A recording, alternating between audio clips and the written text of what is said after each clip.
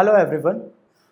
आज यहाँ पर जो हम लोग टॉपिक डिस्कस करने वाले हैं वो है हमारा रक्त यानी कि ब्लड के बारे में। ठीक है, ब्लड जितने भी हमारे कॉम्पिटिटिव एग्जाम्स हैं इन सभी में हमारा इससे रिलेटेड क्वेश्चंस पूछा ही जाता है। ठीक है, इससे रिलेटेड क्वेश्चंस हमें मिलेंगे ही मिलेंगे, तो हम लोग इसके बारे में डिटेल में यहाँ पर चर्चा करने वाले हैं। ठीक है, तो ब्लड की अगर हम लोग बात करें तो हमारी बॉडी में ब्लड का फंक्शन क्या होता है, यानी कि रक्त काम क्या करता है हमारी बॉडी में। तो सबसे पहला रोल होता है इसका कि हमारी बॉडी में ऑक्सीजन की ट्रांसपोर्ट करवाना। ठीक है, ऑक्सीजन का ट्रांसपोर्ट करवाना यानी कि ऑक्सीजन के परिवहन में मदद करना, क्योंकि हम लोगों को जीने के लिए क्या चाहिए, ऑक्सीजन चाहिए।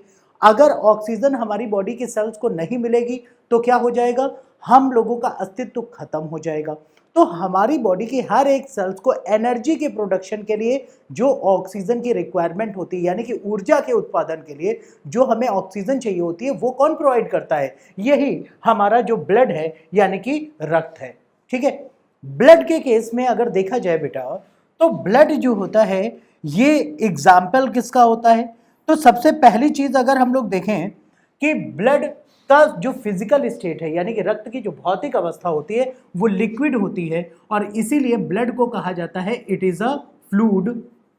ठीक है, इट इज अ फ्लूइड यानी कि एक लिक्विड है। साथ ही साथ ये एग्जाम्पल किसका है, तो बेटा ये एक कनेक्टिव टिश्यू का एग्जाम्पल है। ठीक है, कनेक्टिव टिश्यू का एग्जाम्पल होता है यानी कि उदाहरण होता है। तो कनेक्टिव टिश्यू हिंदी में इसी को कहा जाता है बेटा तरल संयोजी ऊतक। ठीक है, इसको क्या कहते हैं, तरल संयोजी ऊतक कहा जाता है। अब यहां पर बात आती है कि ये ऊतक क्या होते हैं। ठीक है, यानी कि टिश्यूज क्या होते हैं।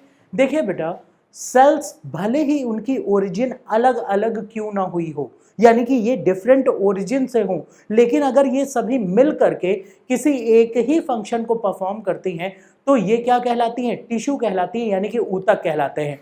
तो ओवरऑल क्या होता है बेटा, हम ये कह सकते हैं कि जो सेल्स होती हैं यानी कि कोशिका होती है। ठीक है, कोशिका कोशिका जो है यानी कि कोशिकाएं जो हैं ये आपस में मिलकर के क्या बनाती हैं, अगर एक ही फंक्शन को परफॉर्म करेंगे यानी कि ये सभी मिलकर के एक ही कार्य अगर करेंगी तो इनको ये क्या बना लेती है, हमारा टिश्यू। टिश्यू यानी कि सेल से मिलकर के क्या बन गया बेटा, हमारा बन गया ऊतक बन गया। ठीक है, टिश्यूज से मिलकर के क्या बनता है, तो टिश्यूज से मिलकर के बेटा बनते हैं हमारे ऑर्गन, यानी कि इनको हम लोग कह देते हैं अंग। ठीक है, तो ऑर्गन का अगर स्ट्रक्चर देखा जाए यानी कि किसी भी अंग की संरचना की बात की जाए तो ऑर्गन जो है, अंग जो है वो किससे मिलकर के बना है, ऊतक से। और ऊतक किससे मिलकर के बने हैं, तो हमारी सेल से यानी कि कोशिकाओं से। और किसी भी लिविंग बॉडी को आप देखिए, सजीव को देखिए, तो सजीवों के जो शरीर है या उनकी आकार की है, उनकी जो आकृति है वो किससे मिलकर के बनी है, बेसिक यूनिट क्या होती है बेटा, कोशिका यानी कि सेल होती है। ठीक है, और ऑर्गन से अगर हम लोग देखें तो ऑर्गन से मिलकर के क्या बनेगा, ऑर्गन सिस्टम बनेगा। ठीक है, ऑर्गन सिस्टम बन जाएगा। ऑर्गन से मिलकर के ऑर्गन सिस्टम यानी कि अंग आपस में मिलकर के क्या बनाएंगे, ये बेटा बनाएंगे अंग तंत्र का निर्माण करेंगे। और अंग तंत्र में देखा जाए तो ऑर्गन सिस्टम हमारी बॉडी में अलग अलग तरीके के सिस्टम्स होते हैं, यानी कि डिफरेंट ऑर्गन सिस्टम है। जैसे कि अगर हम लोग बात करें कि सर्कुलेटरी सिस्टम, ब्लड के केस में देखा जाए तो परिसंचरण तंत्र, नर्वस सिस्टम यानी कि इसमें नर्व, जो टिश्यूज हैं, जो सेल्स हैं, ये सभी मिलकर के ऑर्गन्स बनाएंगे। और ऑर्गन से मिलकर के क्या बन रहा है, हमारा एक सिस्टम तैयार हो रहा है। ठीक है, हमारा एक्सक्रीटरी सिस्टम होता है, लिम्फेटिक सिस्टम होता है। तो ये जो अलग अलग तंत्र है, ये तंत्र कौन बना रहा है, हमारे डिफरेंट ऑर्गन्स मिलकर के बना रहे हैं। और ऑर्गन से यानी कि अंग तंत्र मिलकर के क्या बना लेते हैं, ऑर्गेनिज्म यानी कि किसी भी जीव का निर्माण कर लेते हैं, यानी कि ऑर्गेनिज्म का फॉर्मेशन हो जाता है। ठीक है, ऑर्गेनिज्म का फॉर्मेशन हो जाता है यानी कि सजीव का निर्माण हो जाता है। तो ये सिस्टम चलता है। अब यहां पर देखा है तो कोशिका क्या है, कोशिकाएं मिलकर के बना रही ऊतक यानी कि टिश्यूज, और वैसे ही हमारा क्या है, ये जो टिश्यू है यानी कि ब्लड जो है ये एक प्रकार का क्या है, टिश्यू, क्योंकि इसमें डिफरेंट टाइप ऑफ सेल्स हैं, विभिन्न प्रकार की कोशिकाएं होती हैं, और इसको कहा गया है कनेक्टिव टिश्यू यानी कि संयोजी ऊतक। क्यों कहा गया? हमारे शरीर में दो या दो से अधिक अंगों को आपस में जोड़ने का जो काम करे यानी कि उनको आपस में बाइंड करे, वो क्या होते हैं, कनेक्ट करना, यानी कि कनेक्टिव टिश्यू, यानी कि संयोजन कर रहे हैं, जोड़ रहे हैं, संयोजन कर रहे हैं। तो संयोजी ऊतक और ब्लड हमारे बॉडी के सारे पार्ट्स को आपस में जोड़ता है, उनको रॉ मटेरियल देता है। हम जो कुछ भी खाते हैं उससे जो मिनरल्स मिलते हैं वो सभी मिनरल्स कहाँ जाते हैं, हमारे ब्लड में पहुंचते हैं, और ब्लड से कहाँ जाते हैं, हमारे शरीर की कोशिकाओं को मिलते हैं।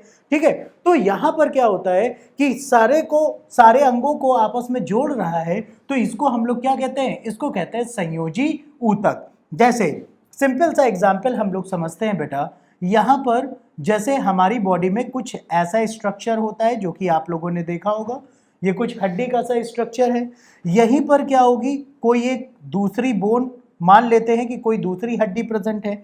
अब एक हड्डी को दूसरी हड्डी से जोड़ने के लिए यहां पर कुछ पतले पतले थ्रेड लाइक स्ट्रक्चर, तंतुनुमा संरचनाएं होती हैं, जिनको हम लोग क्या कहते हैं, जिनको हम लोग कहते हैं बेटा लिगामेंट। ठीक है, क्या कहलाता है ये हमारा, लिगामेंट कहलाता है। लिगामेंट हिंदी में इसको कहते हैं हम लोग स्नायु तंतु। इसको क्या कहा जाता है, स्नायु तंतु कहा जाता है। तो ये दोनों एक हड्डी से दूसरी हड्डी को जोड़ने का काम कर रहे हैं, मतलब ये क्या है, ये भी कनेक्टिव टिश्यू है। अब हड्डियों के ऊपर क्या है, अपने शरीर में देखिए कि हड्डियों के ऊपर क्या मौजूद है, तो बाहर से पकड़ेंगे तो स्किन, लेकिन स्किन के नीचे क्या है, मसल्स हैं, पेशियां हैं। तो यहां पर अगर हम लोग बेटा बात करें कि यहां पर आपकी क्या हो गई कि जो मसल्स प्रेजेंट होती हैं हड्डियों के ऊपर, यानी कि पेशियां उपस्थित होती हैं कुछ इस तरीके से, तो आखिर इनको भी तो जोड़ने का कोई काम करेगा। ऐसा तो है नहीं कि हम लोग फेविकोल या फेविक्विक भरते रहते हैं जिससे ये जुड़ा रहता है, बीच बीच में कोई बाइंडिंग मटेरियल हमें चाहिए होता है। ठीक है, तो यहाँ पर हम लोग देखें तो हड्डी से पेशी को जोड़ने के लिए यहाँ पर भी एक कनेक्टिव टिश्यू यानी कि संयोजी ऊतक प्रेजेंट होता है, जिसको हम लोग कहते हैं टेंडन्स। ठीक है, क्या कहलाता है हमारा, टेंडन्स कहलाते हैं। हिंदी में इसको कहा जाता है कंडरा। ठीक है, क्या कहते हैं, कंडरा कहा जाता है। ठीक है, तो जो कंडरा हैं या कंडराएं होती हैं, ये बोन टू मसल्स अटैचमेंट करवाती हैं, जबकि बोन टू बोन अटैचमेंट कौन करवाता है, हमारा लिगामेंट करवाता है, यानी कि स्नायु तंतु करवाता है। तो ये दोनों जोड़ने का काम कर रहे हैं, इसीलिए हम लोग इनको क्या कहते हैं, कनेक्टिव टिश्यू। और ऐसे ही ब्लड सारे शरीर में सारे अंगों को जोड़ता है, इसलिए वो क्या है, वो भी कनेक्टिव टिश्यू है। और इसकी फिजिकल स्टेट क्या होती है, बताया कि ये लिक्विड स्टेज में होता है, यानी कि तरल अवस्था में होता है, इसीलिए ब्लड को कहा जाता है it is a fluid connective tissue, यानी कि ये एक तरल संयोजी ऊतक है। क्लियर है इतनी बात? ठीक है, अब यहीं पर हम लोग अगर देखें तो ब्लड जो है ये हमारा कनेक्टिव टिश्यू का एग्जाम्पल तो हो गया। ब्लड की जो स्टडी होती है यानी कि रक्त का जो अध्ययन होता है, साइंस की वो ब्रांच जिसमें हम लोग ब्लड के बारे में, खून के बारे में स्टडी करते हैं, वो क्या कहलाती है, it is known as haematology. ठीक है, क्या कहलाता है, हेमाटोलॉजी कहलाता है, यानी कि इसको कहते हैं हम लोग रक्त विज्ञान।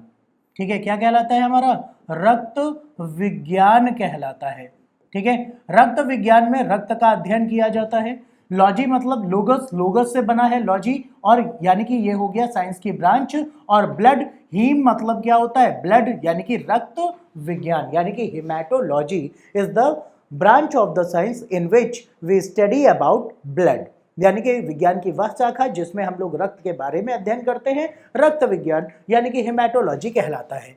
ठीक है, अब ब्लड हमारी बॉडी में होता कितना है बेटा, एवरेज एक एडल्ट ह्यूमन की बॉडी में देखा जाए, एक वयस्क मनुष्य के शरीर में अगर देखें तो ये होता है कितना, 5 to 6 लीटर कहलाता है, यानी कि 5 से 6 लीटर हमारी बॉडी में क्या प्रेजेंट है, ब्लड प्रेजेंट होता है।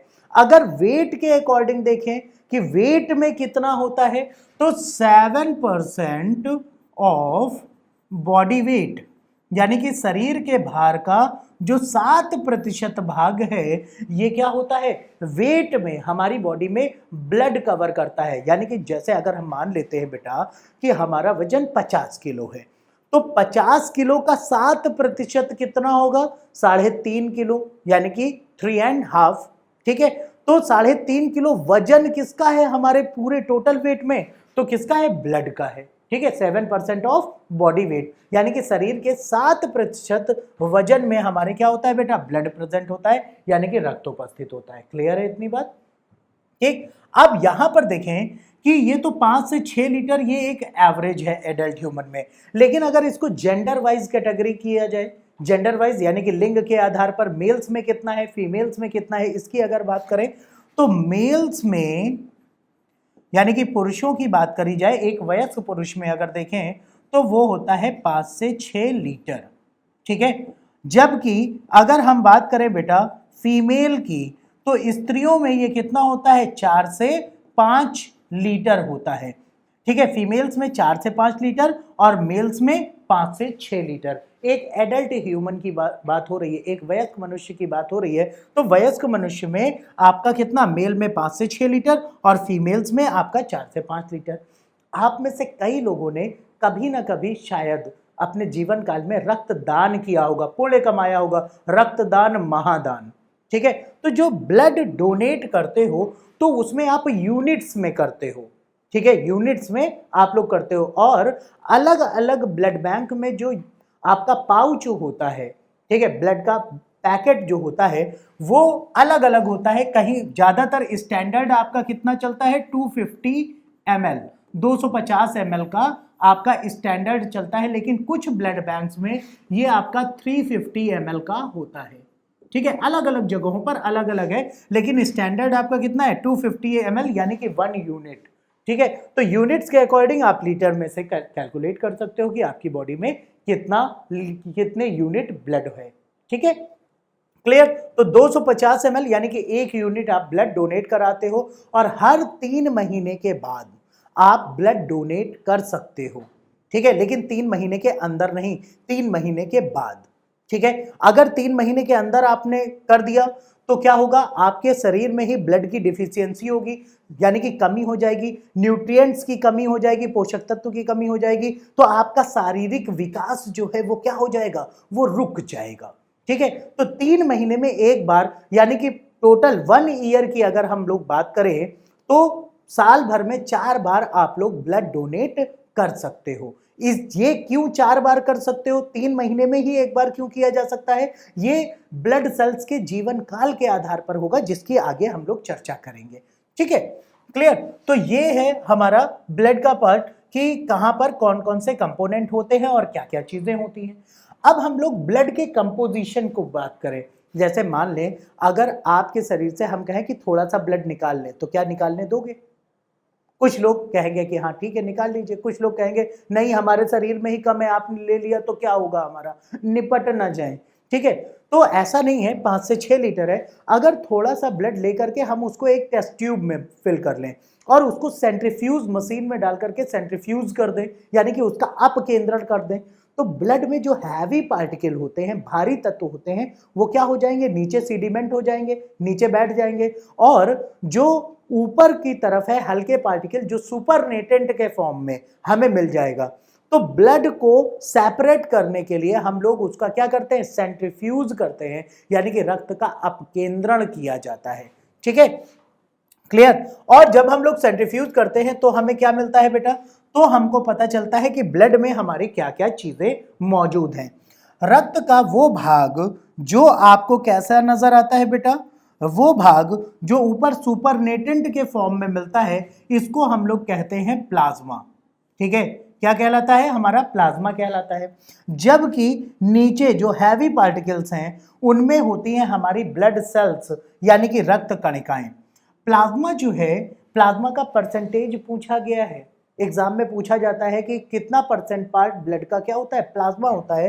तो ब्लड का जो 55% पार्ट है, यानी कि रक्त का जो 55% भाग है वो क्या होता है, वो प्लाज्मा होता है, और रिमेनिंग जो 45% पार्ट होता है उसमें हमारी क्या होती है, ब्लड सेल्स होती हैं, यानी कि रक्त की क्या होंगी बेटा, कणिकाएं होती हैं। ठीक है, ब्लड सेल्स शॉर्ट में लिख रहे हैं, ब्लड सेल्स यानी कि रक्त कणिकाएं होती है किसमें, जो हमारा 45% पार्ट होता है, यानी कि 45% भाग होता है। ठीक है, अब यहीं पर हम लोग देखें कि प्लाज्मा का जो कंपोजिशन है वो क्या है बेटा। तो प्लाज्मा में क्या क्या चीजें उपस्थित होती हैं।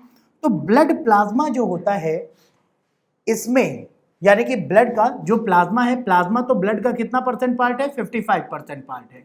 ठीक है, वहीं अगर देखा जाए तो प्लाज्मा का जो 90% पार्ट होता है, यानी कि 90% भाग होता है, वो क्या होता है, सिर्फ और सिर्फ वाटर से बना होता है। यानी कि रक्त का जो 90% भाग है वो क्या होगा, यानी कि प्लाज्मा का 90% पार्ट क्या होता है, वो वाटर होता है। हम लोग हमेशा जानते हैं कि हमारे जीने के लिए सबसे ज्यादा जरूरी क्या है, पानी। वाटर हमारे वेट के अकॉर्डिंग अगर देखा जाए तो हमारे शरीर का 65% पार्ट, यानी कि 65% पार्ट जो है हमारी बॉडी का सिर्फ और सिर्फ वाटर है। अगर आपको वाटर ना प्रोवाइड किया जाए, यानी कि पानी ना दिया जाए, तो क्या होगा, तो आपके शरीर में क्या होगा, वाटर लॉस हो जाएगा। ठीक है, वाटर लॉस होगा तो वाटर की डिफिशियंसी, आपको ड्राउजीनेस हो जाएगी, सुस्ती महसूस होगी, वीकनेस फील होगी, ऐसा लगेगा कि कुछ काम करने का मन ही नहीं है, बस पड़े रहें। ये सारी चीजें होती हैं। जब भी कभी किसी को डिहाइड्रेशन हो जाता है तब भी यही चीजें सामने आती हैं। ठीक है, तो प्लाज्मा का जो 90% पार्ट है वो क्या होता है, वाटर होता है। प्लाज्मा के जो 8% पार्ट होता है बेटा, 8% पार्ट में ब्लड प्रोटीन्स होती हैं। ठीक है, तो ब्लड प्रोटीन्स की अगर हम लोग बात करें, ब्लड में कौन कौन सी प्रोटीन होती हैं, तो हिपैरिन, हिमैटिन, हीमोग्लोबिन, थ्रोम्बिन, प्रोथ्रोम्बिन, ये सभी जो डिफरेंट प्रोटीन्स होती हैं, और भी हैं एल्बुमिन। ठीक है, तो ये सभी प्रोटीन्स आपकी किस में प्रेजेंट होती हैं, इसी ब्लड में ही प्रेजेंट होती हैं। तो ब्लड का में जो प्लाज्मा है, प्लाज्मा का 8% पार्ट कौन कंस्ट्रक्ट करता है, तो वो कंस्ट्रक्ट करता है प्रोटीन। ठीक है, और वही जो रिमेनिंग 2% पार्ट होता है उसमें प्रेजेंट होते हैं मिनरल्स, जैसे कि कैल्शियम हो गया, आयरन हो गया, फास्फोरस हो गया, पोटेशियम हो गया, ठीक है, क्लोरीन हो गया। ये सभी हमारी बॉडी में मिनरल्स प्रेजेंट हैं जो कि अलग अलग एंजाइम्स की एक्टिविटी के लिए जिम्मेदार होते हैं, और ये सभी हमारे किस में प्रेजेंट होते हैं, इसी प्लाज्मा में प्रेजेंट होते हैं।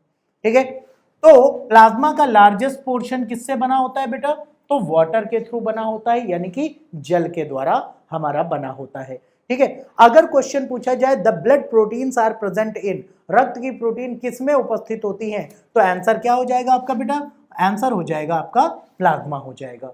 ठीक है, क्लियर। अब इसके बाद यहीं पर देखें, जो रिमेनिंग 45% पार्ट था, इस 45% पार्ट में बेटा क्या प्रेजेंट है, हमारी ब्लड सेल्स प्रेजेंट है, यानी कि रक्त कणिकाएं किसमें, 45% पार्ट में, जबकि 55% पार्ट आपका क्या है, ये आपका प्लाज्मा है। तो ब्लड सेल्स में देखें तो ब्लड सेल्स कितनी टाइप्स की होती हैं, तो 3 टाइप्स की होती है हमारी बॉडी में। कौन कौन सी, एक तो होती है आरबीसी, दूसरी होती है डब्ल्यूबीसी, और तीसरी होती है हमारी प्लेटलेट्स। तो 3 तरीके की रक्त कणिकाएं होती हैं हमारे ब्लड में, आरबीसी, डब्ल्यूबीसी एंड प्लेटलेट्स, और ये तीनों किस में प्रेजेंट होती हैं, ये तीनों प्रेजेंट होती हैं हमारे 45% पार्ट ऑफ ब्लड में, यानी कि रक्त के 45% भाग में। Okay, clear. अब यहां पर हम लोग बात करें कि जो ब्लड सेल्स हैं बेटा, ब्लड सेल्स जो होती हैं हमारी, इनका काम क्या होता है, इनका शेप क्या होता है, इन सब के बारे में डिस्कस कर लेते हैं। तो सबसे पहली चीज आती है जो हमारी आरबीसीज हैं। ठीक है, आरबीसी को क्या कहा जाता है, इनका दूसरा नाम क्या है बेटा, इरिथ्रोसाइट्स है। ठीक है, आरबीसी को हम लोग किस नाम से जानते हैं, हम लोग इनको इरिथ्रोसाइट्स भी कहते हैं। ये कैसी होती हैं बेटा, ये राउंड एंड बाइकॉन्केव, जैसे कि यहाँ पर इमेज में आप लोग देख पा रहे होंगे कि ये कैसी हैं, ये हमारी राउंड यानी कि गोल और दोनों ओर से चपटी कोशिकाएं होती हैं। ठीक है, क्लियर। साथ ही साथ अगर देखा जाए तो जैसे दोनों ओर से चपटी हैं, आप लोगों ने कभी ना कभी हाजमोला खाया होगा। हाजमोला की पैलेट आपने देखी है, कैसी होती है, गोल होती है और दोनों ओर से दबी हुई होती है। कुछ वैसा ही शेप होता है हमारा किसका, आरबीसी का। आरबीसी का जो लाइफ स्पान होता है ये होता है 120 डेज, 100 to 120 डेज कहा जाता है, ठीक है, यानी कि 100 से 120 दिन, लेकिन ओवरऑल क्या है 120 दिन तक इनका लाइफ स्पान होता है। ये जब बनेंगी, काम करना शुरू करेंगी, तब से 120 दिन तक ये काम करेंगी और उसके बाद हमारी बॉडी से ये रिमूव हो जाएंगी, हट जाएंगी, इनका काम खत्म। तो यहां पर देखें तो जो कहा गया बेटा कि हर 3 महीने में हम लोग ब्लड डोनेट कर सकते हैं, ठीक है। तो 120 डेज कितना हो गया आपका, कितना हुआ यहां पर अगर देखा जाए तो जो आरबीसीज हैं, ठीक है, आरबीसीज के लाइफ स्पान, डब्ल्यूबीसीज के लाइफ स्पान और प्लेटलेट्स के लाइफ स्पान, इनको कंबाइन करके आप 3 महीने में एक बार ब्लड डोनेट कर सकते हो। तो यहां पर ये इनका क्या है, जीवन काल है। अब इसके बाद हम लोग बेटा देखें कि यहां पर जो दूसरी टाइप की हमारी ब्लड सेल्स हैं वो कौन सी हैं, डब्ल्यूबीसीज हैं। डब्ल्यूबीसी का जो दूसरा नाम है वो क्या है, इनको हम लोग क्या कहते हैं, ल्यूकोसाइट्स के नाम से जानते हैं, ठीक है, यानी कि श्वेत रक्त कणिकाएं। इनका जो जीवन काल होता है बेटा वो 7 से 10 दिन होता है, यानी कि 7 से 10 दिन तक ये काम करती हैं। और साथ ही साथ देखा जाए तो इनका जो साइज होता है ये आरबीसी के कंपैरिजन में क्या होता है, काफी बड़ा होता है, ये बड़ी कोशिकाएं होती हैं, ठीक है, क्लियर। साथ ही साथ यहां पर देखें तो इन सेल्स के अंदर, डब्ल्यूबीसीज के अंदर क्या प्रेजेंट होता है, न्यूक्लियस प्रेजेंट होता है, यानी कि केंद्रक उपस्थित होता है, ठीक है, क्या प्रेजेंट होता है, न्यूक्लियस प्रेजेंट होता है, जबकि आरबीसी में न्यूक्लियस क्या होता है, एब्सेंट होता है, ठीक है।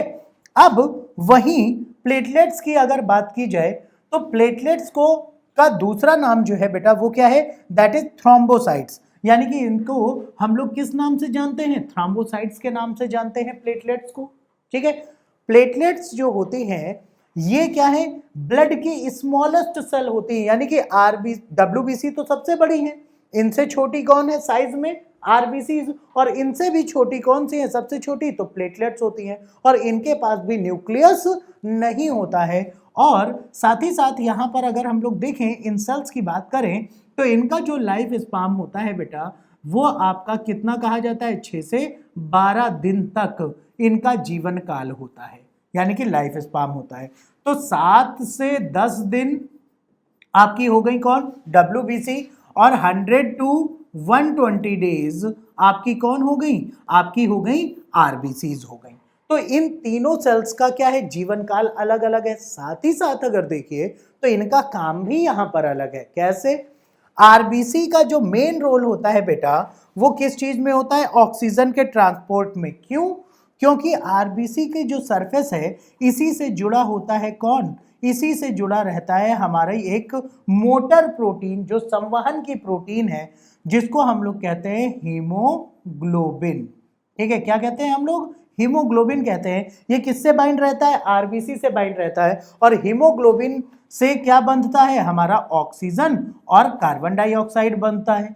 तो ऑक्सीजन ट्रांसपोर्ट का काम कौन कर रहा है, हीमोग्लोबिन, और हीमोग्लोबिन किससे बंधा है, आरबीसी से। तो आरबीसी का वर्क क्या हो गया बेटा, ये ऑक्सीजन ट्रांसपोर्ट का काम करती है।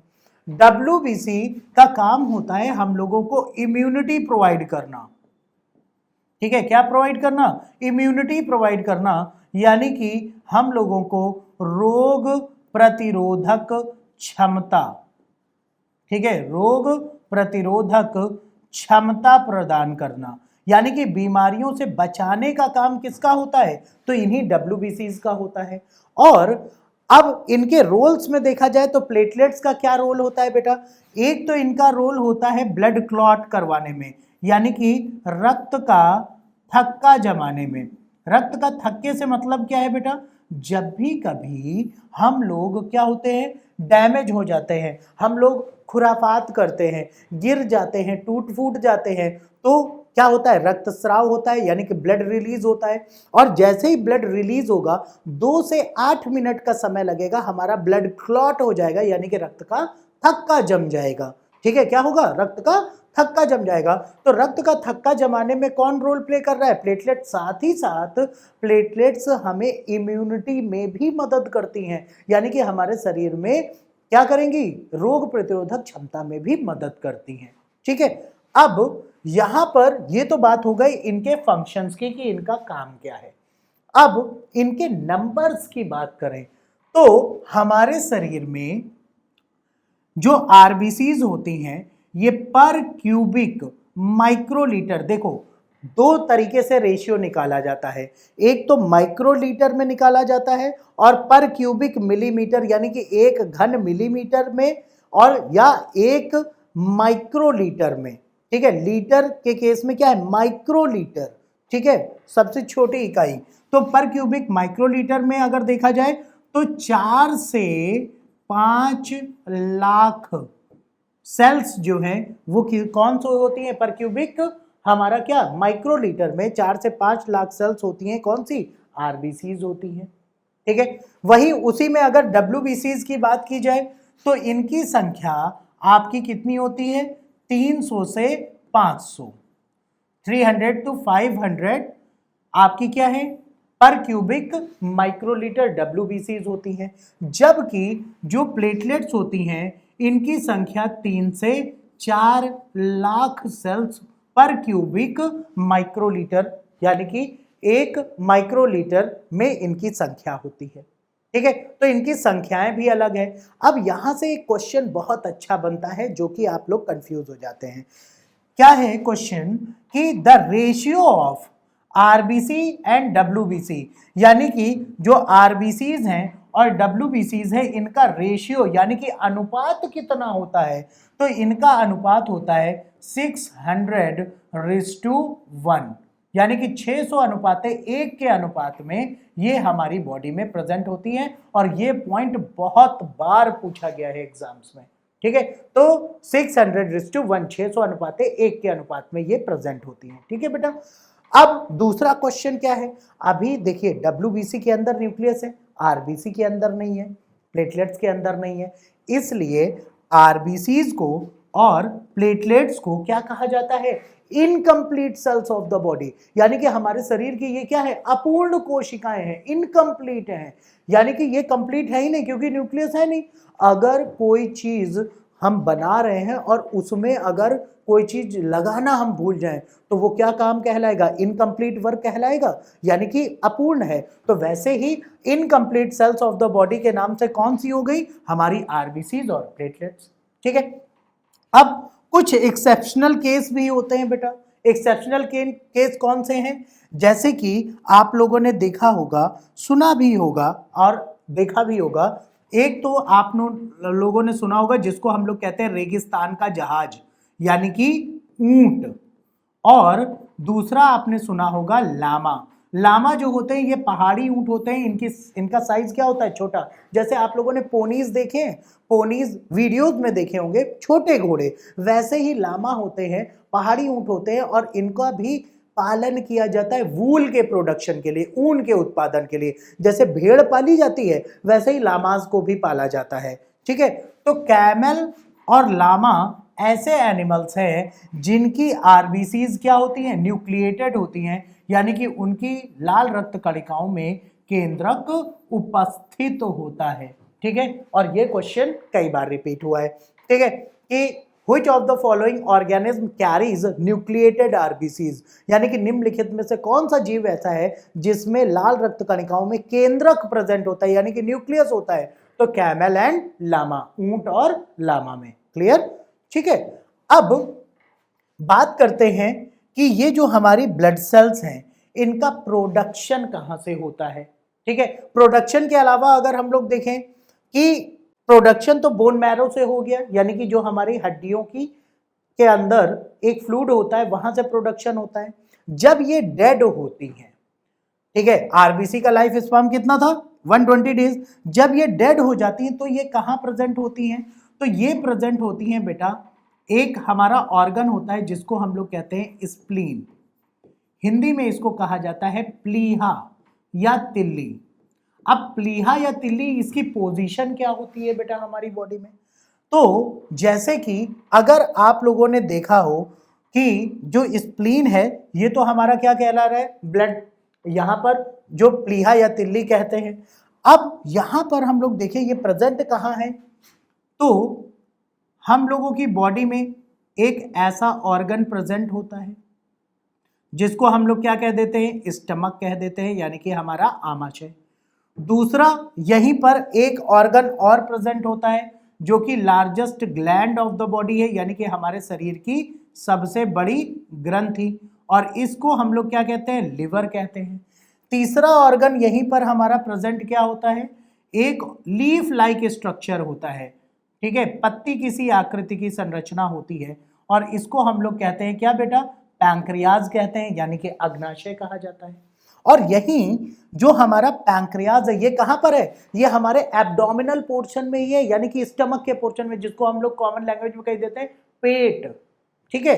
तो इसी पेट के इंटरनल पार्ट में यहां पर क्या होता है, डायाफ्राम से ये अलग होता है, इसके ऊपर क्या होंगे, यहां पर हम लोगों के लंग्स प्रेजेंट होते हैं, यानी कि हमारे फेफड़े उपस्थित होते हैं। अब ये जो हमारा पैंक्रियाज है, अग्नाशय है, पैंक्रियाज में यहां पर एक स्ट्रक्चर रहता है जो कि कैसा रहता है, अम्ब्रेला शेप में, कुछ इस तरीके से, और यही पार्ट हमारा क्या है बेटा, it is known as spleen, यानी कि इसको क्या कहते हैं हम लोग, स्प्लीन, यानी कि प्लीहा कहा जाता है, ठीक है। क्या कहा जाता है इसको, प्लीहा या तिल्ली भी कह देते हैं। और ये जो स्प्लीन है इसको क्या कहते हैं, इसका निक नेम क्या है, ग्रेव यार्ड ऑफ आरबीसी, यानी कि लाल रक्त कणिकाओं का कब्रिस्तान। 120 दिन तक अपना जीवन काल खत्म करने के बाद जब ये डेड होती हैं तो पहले जाती कहां पर है, लिवर में। लिवर में जाएंगी तो यहां पर क्या होगा भाई, हमारी आरबीसी से बाइंड कौन है, हीमोग्लोबिन। तो हीमोग्लोबिन को तो हटाना नहीं है क्योंकि ऑक्सीजन कैरियर है वो, ठीक है।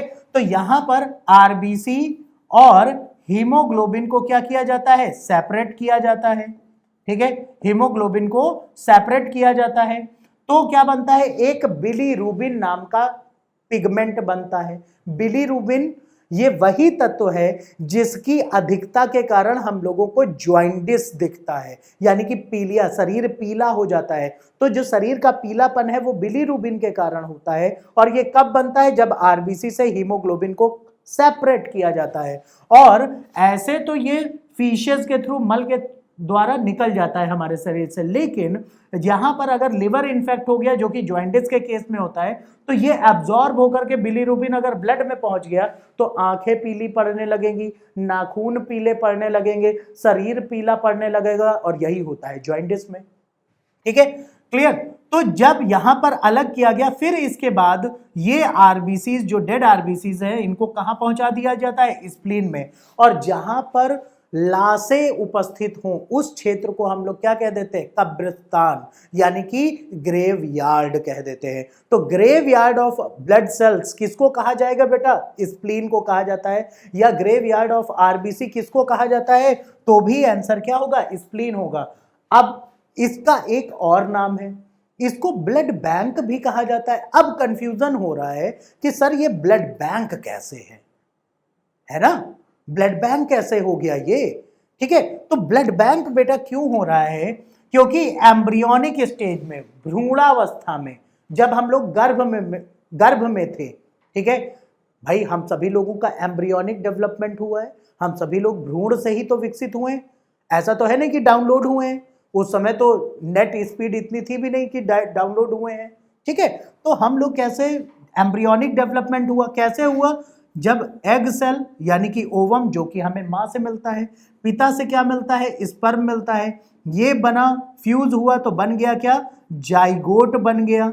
जाइगोट यानी कि इसको कहते हैं हम लोग युग्मनज, ठीक है। क्या कहा जाता है, युग्मज या युग्मनज कहा जाता है, ठीक है, युग्मनज या युग्मज कहा जाता है। और यही जीवन की शुरुआत की पहली स्थिति है। जब तक जाइगोट नहीं बनेगा तब तक हमारा डेवलपमेंट हो ही नहीं सकता, ठीक है, क्लियर। तो स्पर्म और ओवम फ्यूज हुए, जाइगोट बना, जाइगोट बनने के बाद इसमें सेल डिवीजन, कोशिका विभाजन शुरू हुआ। तो 1 से 2 सेल, 2 से 4, 4 से 8, 8 से 16, 16 से 32 से 64, जस्ट डुप्लीकेट में होते होते ये एम्ब्रियो बन गया। और एम्ब्रियो के बाद फिर हमारा क्या होता है, फिर डेवलपमेंट शुरू होता है, फिर हमारे शरीर के अंग बनते हैं, हाथ पैर डेवलप होते हैं, ठीक है। तो एम्ब्रियोनिक स्टेज, भ्रूणावस्था में जब ब्लड बना था तो एम्ब्रियोनिक स्टेज में इसी स्प्लीन से आरबीसी का प्रोडक्शन होता है और इसीलिए इसको क्या कहते हैं, ब्लड बैंक के नाम से भी जानते हैं। कब, जब हम लोग मम्मी के पेट में थे, गर्भ में थे, तो गर्भस्थ अवस्था में स्प्लीन से ही आरबीसीज का प्रोडक्शन हो रहा था, इसीलिए हम लोग इसको क्या कहते हैं, इसको ब्लड बैंक के नाम से भी जानते हैं। क्लियर है? तो ग्रेवयार्ड ऑफ आरबीसी तो spleen, blood bank of the body तो भी स्प्लीन। क्लियर? ठीक है, तो ये तो बात हुई हमारे ब्लड बैंक की। अब यहां पर देखें तो इम्यूनिटी प्रोवाइड करना, बीमारियों से बचाने का काम है डब्ल्यूबीसी का, और डब्ल्यूबीसी हमारी बॉडी में डिफरेंट टाइप्स की प्रेजेंट होती हैं। इनके टाइप्स की अगर बात की जाए, यानी कि प्रकार की अगर हम लोग बात करें, तो यहां पर क्या होता है बेटा कि डब्ल्यूबीसी दो तरीके की होती है। एक तो होती है हमारी ग्रैन्युलोसाइट्स, जिनको कहा जाता है कणिकादार। ठीक है, क्या कहते हैं, कणिकादार कोशिकाएं। ठीक है, और दूसरी होती है एग्रेन्युलोसाइट्स, यानी कि इनको कहते हैं हम लोग कणिका विहीन कोशिकाएं। क्या कहा जाता है, कणिका विहीन कोशिकाएं। ठीक है, इनको क्या कहेंगे हम लोग, कणिका विहीन कोशिकाएं कहेंगे। ठीक है, क्लियर? अब कणिकादार और कणिका विहीन का क्या मतलब है, यहां पर कि जो ग्रेन्युलोसाइट्स हैं, इन सेल्स के अंदर यहां पर आपको स्पॉट्स दिख रहे हैं, ये क्या है, ग्रेन्यूल्स। लेकिन जो एग्रेन्युलोसाइट्स है, इनके अंदर आपको कोई भी स्पॉट्स नजर नहीं आ रहा है। ठीक है, क्लियर? ऐसा क्यों हो रहा है बेटा, क्योंकि ये ग्रेन्युलोसाइट्स हैं, सेल के अंदर जो लिक्विड होता है इसको हम लोग कहते हैं साइटोप्लाज्म। साइटोप्लाज्म यानी कि कोशिका द्रव्य, और इनका साइटोप्लाज्म कैसा है, ग्रैन्यूल्ड है, यानी कि ग्रैनुलेटेड है, मतलब कणदार है। जैसे आप लोगों ने कभी फेस को क्लीन करने के लिए फेस स्क्रब यूज किया होगा। फेस स्क्रब डिफरेंट क्रीम्स होती हैं, जो आप में से जिन लोगों ने नहीं यूज किया है, तो कभी भी आप किसी भी क्रीम को, पेस्ट को डस्ट में गिरा दीजिए, उठा करके देखिए, तो वो क्या हो जाएंगे, ग्रैनुलेटेड आपको नजर आएंगे। ठीक है, वो क्यों है, क्योंकि इनके साइटोप्लाज्म में क्या होते हैं, ग्रैन्यूल्स होते हैं, इसलिए इनको कहा गया ग्रैन्युलोसाइट्स यानी कि कणिकादार। और इनका साइटोप्लाज्म कैसा है, ग्रैन्युलोसाइट्स का एकदम स्मूथ है, जैसे कि वैसलीन यूज करते हो या ऑयल यूज करते हो या कोई क्रीम यूज करते हो, एकदम स्मूथ होती है, चिकनी। तो ये क्या है, ग्रैन्युलोसाइट्स, यानी कि इनका साइटोप्लाज्म एकदम चिकना है, स्मूथ होता है, ये कैटेगरी है। अब ग्रैन्युलोसाइट्स में तीन तरीके की सेल्स होती हैं, न्यूट्रोफिल सेल्स, स्नोफिल सेल्स और बेसोफिल सेल्स। ये तीन प्रकार की कौन सी है, हमारी ग्रैन्युलोसाइट्स है। जबकि जो लिम्फोसाइट्स और मोनोसाइट्स हैं, ये किस कैटेगरी में आती हैं, कणिका विहीन कोशिकाओं में आती हैं। ठीक, इन सब का काम क्या है, हम लोगों को बीमारियों से बचाने का। ठीक है, जैसे यहां पर क्या है कि जैसे आप लोगों सुनते हो कि बहुत से लोग हैं जिनको एलर्जी हो जाती है। एलर्जी अगर हो गई, डस्ट से एलर्जी है, ठीक है, या बहुत ज्यादा पोल्यूशन से एलर्जी है, धुएं से एलर्जी है, तो उस समय जब कोई एलर्जन शरीर में अगर पहुंचेगा तो हमारे शरीर में क्या होगा, स्नोफिल्स का नंबर यानी कि इनकी संख्या बढ़ जाएगी और हमें डिसीज कॉज हो जाती स्नोफीलिया। तो स्नोफीलिया कब होता है, जब इओसिनोफिल्स की संख्या हमारे शरीर में बढ़ेगी। और ये कब बढ़ेगी, जब कोई एलर्जन आएगा, तो हमें पता चल जाता है कि एलर्जी है व्यक्ति को। ठीक है, तो स्नोफीलिया स्नोफिल्स की वजह से हो रहा है। अब वही न्यूट्रोफिल्स का काम क्या होता है, फैगोसाइटोसिस का। फैगोसाइटोसिस ये एक प्रोसेस होता है किसी चीज को निगलना। हमारे शरीर में कोई आतंकवादी घुस गया, शरीर के लिए आतंकवादी कौन है, वायरस, बैक्टीरिया। ठीक है, ये क्या है, आतंकवादी जो शरीर में आकर के आतंक फैलाएंगे। तो उनको क्या करना है, मारना नहीं, उनको सीधे खा जाना है। तो खाने का जो प्रोसेस है वो कौन करता है, वो न्यूट्रोफिल सेल्स करती हैं, यानी कि फैगोसाइटोसिस का प्रोसेस करती हैं, निगलने का काम। ठीक है, वहीं जब भी कभी हम लोगों को एलर्जी होती है, जिन लोगों को एलर्जी अगर हो गई तो शरीर में क्या हो जाती है, स्वेलिंग आ जाती है, चकत्ते से पड़ जाते हैं। तो ये चकत्ते और स्वेलिंग किसके कारण होता है, तो ये बेसोफिल सेल्स कॉज करवाती है, ताकि शरीर के टेम्परेचर को इंक्रीज करके क्या किया जा सके, इंटीमेट किया जा सके, आपको बताया जा सके कि हमको एलर्जी हुई है, दवाई खा लो। ठीक है, तो ये काम किसका है, बेसोफिल्स का। ठीक है, अब बात करते हैं लिम्फोसाइट और मोनोसाइट। अब एक क्वेश्चन यहां से पूछा जाता है, the largest WBC of the body, यानी कि हमारे शरीर की सबसे बड़ी श्वेत रक्त कणिकाएं कौन सी हैं? तो मोनोसाइट्स होती हैं। The largest WBC of the body is monocyte. अब यहां पर क्या है? लिम्फोसाइट। लिम्फोसाइट का रोल बहुत इंपॉर्टेंट है। क्यों? क्योंकि आप लोगों ने एक डिसीज का नाम सुना होगा, एड्स। एड्स का जो वायरस होता है, कौन? HIV। ये वायरस किन पर अटैक करता है? लिम्फोसाइट्स पर अटैक करता है। ठीक है, क्यों? लिम्फोसाइट्स का काम होता है, एक काम है हमारी बॉडीज में एंटीबॉडी का प्रोडक्शन करना, यानी कि हथियारों को बनाना। तो हमारे शरीर की ऑर्डिनेंस फैक्ट्री कौन है? यही लिम्फोसाइट्स। और एड्स का वायरस ऑर्डिनेंस फैक्ट्री पर ही अटैक करता है, और अगर हथियारों की फैक्ट्री नष्ट कर दी गई तो क्या हथियार बनेंगे? नहीं होगा। इसीलिए एड्स अगर किसी व्यक्ति को होता है तो क्या होगा? उसके शरीर की इम्यूनिटी खत्म होने लगती है और धीरे धीरे उसका शरीर कमजोर पड़ता है, अलग अलग बीमारियां होते रहती हैं, और एक समय आता है कि शरीर बीमारी का घर, और फिर क्या हुआ? पूरी सब्जी बटी 13वें दिन। ठीक है, क्लियर? तो ये क्या हो रहा है? ये लिम्फोसाइट्स पर ही अटैक करता है, ये एंटीबॉडीज का प्रोडक्शन करती हैं। अब जो लिम्फोसाइट्स जो है, यहां पर देखा जाए तो लिम्फोसाइट्स के भी सब टाइप्स हैं। पहले बात कर लेते हैं मोनोसाइट्स के बारे में। मोनोसाइट जो है, ये बैक्टीरिया, वायरस और फंगस अगर हमारे शरीर में आते हैं तो उनसे लड़ने का काम कौन करता है? मोनोसाइट्स। और जो लिम्फोसाइट्स है, ये फर्दर क्या होती हैं? ये डिवाइड होती हैं बी लिम्फोसाइट्स में, टी लिम्फोसाइट्स में और NK सेल्स में, यानी कि नेचुरल किलर सेल्स, जिनकी प्रवृत्ति ही ये होती है कि हमें क्या करना है? मारना है, और यही इम्यूनिटी प्रोवाइड करती। तो यहां पर क्या है बेटा? जो हमारी लिम्फोसाइट्स हैं, ये 3 पार्ट में डिवाइड है। नेचुरल किलर सेल्स का बता दिया। अब यहां पर बी लिम्फोसाइट्स और टी लिम्फोसाइट्स क्या है? कोई आतंकवादी आया तो उसको मारने का काम कौन करेगा? उससे लड़ेगा कौन? हमारी टी लिम्फोसाइट्स। लेकिन जो बी लिम्फोसाइट्स है, ये एज अ मेमोरी सेल्स काम करती है। मेमोरी यानी कि याददाश्त के लिए, कि भविष्य में अगर सेम आतंकवादी वापस आया तो उससे लड़ेगा कौन? तुरंत बी लिम्फोसाइट्स टूट जाएंगी टी लिम्फोसाइट्स और बी मेमोरी सेल्स में, यानी कि बी लिम्फोसाइट में, और फिर ये लड़ेंगी और ये आगे के लिए फिर से डाटा स्टोर कर लेगी कि बहरूपिया बन के आया था या सेम रूप में आया था, उसके पास हथियार सेम थे। ठीक है, तो ओवरऑल सारी WBC का काम क्या होता है बेटा? हम लोगों को इम्यूनिटी प्रोवाइड करना, यानी कि बीमारियों से बचाना। ठीक है, क्लियर है इतनी बात? अब मूव करते हैं हम लोग आगे कि जो ब्लड सेल्स हैं, इनका प्रोडक्शन कहां से होता है। तो बेटा देखिए, जो हम लोगों की बोन्स होती हैं, यानी कि हड्डियां होती हैं, हड्डियों के अंदर क्या प्रेजेंट होता है बेटा?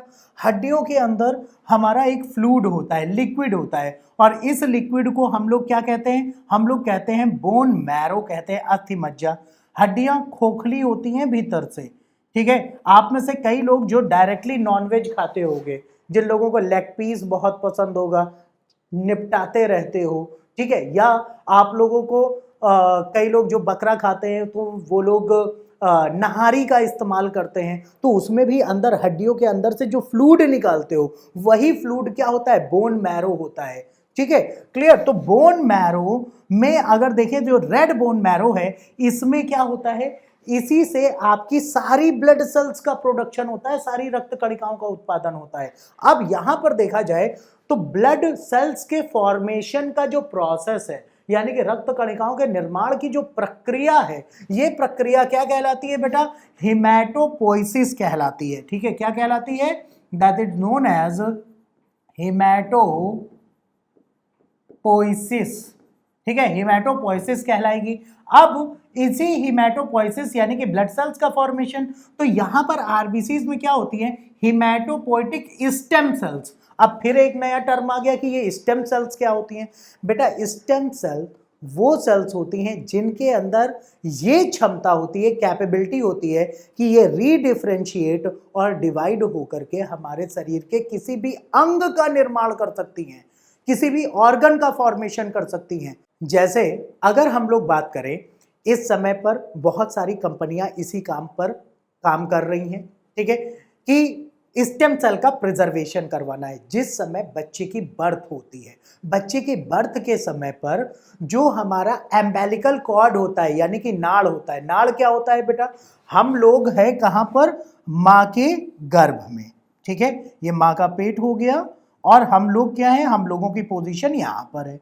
अब मां के शरीर से, यहां पर ये यूट्रस के अंदर है हम लोग, मां के शरीर से जैसे मान लेते हैं कि यहां पर कोई एक बेबी है, मान लिया। अब आर्ट उतनी अच्छी नहीं है बट समझ सकते हो, ठीक है। ये हाथ हो गए, ठीक है।